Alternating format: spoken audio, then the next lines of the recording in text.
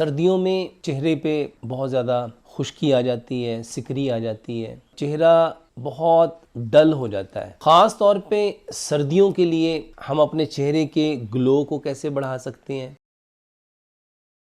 अस्सलामु अलैकुम वरहमतुल्लाहि वबरकातुहू। सर्दियों में चेहरे पे बहुत ज़्यादा खुश्की आ जाती है, सिकरी आ जाती है, चेहरे पे अजीब सी ड्राइनेस होने की वजह से चेहरा बहुत डल हो जाता है। तो ख़ास तौर पे सर्दियों के लिए हम अपने चेहरे के ग्लो को कैसे बढ़ा सकते हैं, अपने चेहरे पे जो शदाबी है उसको कैसे ला सकते हैं, अपने चेहरे पे जो सुर्खी है वो कैसे ला सकते हैं बिना दवाई के। मेरे मोहतरम भाई और मोहतरम बहनों, उसके लिए आप एक घर में डिटॉक्स वाटर बनाएं, एक पानी बनाएं। ये ऐसा ज़बरदस्त पानी है जो ना सिर्फ़ आपके चेहरे के ग्लो को बढ़ाएगा बल्कि चेहरे के ग्लो के साथ साथ आपके बदन के बेशुमार प्रॉब्लम्स को सॉल्व करेगा। 1 से सवा लीटर पानी लें, उसको एयर टाइट शीशे की बोतल के अंदर डालें।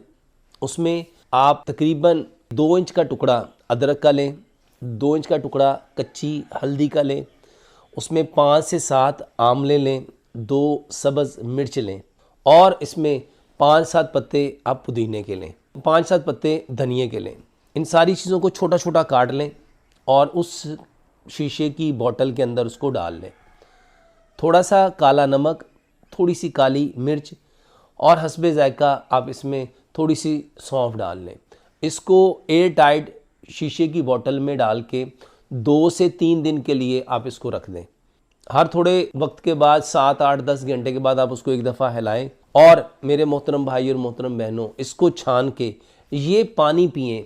ये पानी ना सिर्फ आपके पेट के लिए बल्कि आपके चेहरे के जितने प्रॉब्लम्स हैं उनके लिए एक बेहतरीन कुदरती ग़िज़ा है, एक कुदरती दवाई है, एक नेचुरल प्रोडक्ट है जो ना सिर्फ आपके कील को, महासों को, छाइयों को ख़त्म करेगी बल्कि आपके चेहरे के बेशुमार प्रॉब्लम, आपके स्टमक की वजह से, आपके मैदे के ख़राब होने की वजह से जो प्रॉब्लम है ये उसको ठीक करेगी, आपके चेहरे के ग्लो को बढ़ाएगी। ये एक बेहतरीन दवाई है।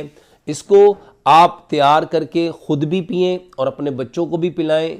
ये आपके घर के हर फ़र्द की एक बेहतरीन ज़रूरत भी है और बेहतरीन इलाज भी है और बेहतरीन एक ऐसा पानी है, एक ऐसा ड्रिंक है जो ना सिर्फ़ चेहरे के बहुत सारे मसाइल बल्कि गैस, तज़ाबियत, कब्ज़ के बेशुमार मसाइल से आपको निजात देगा।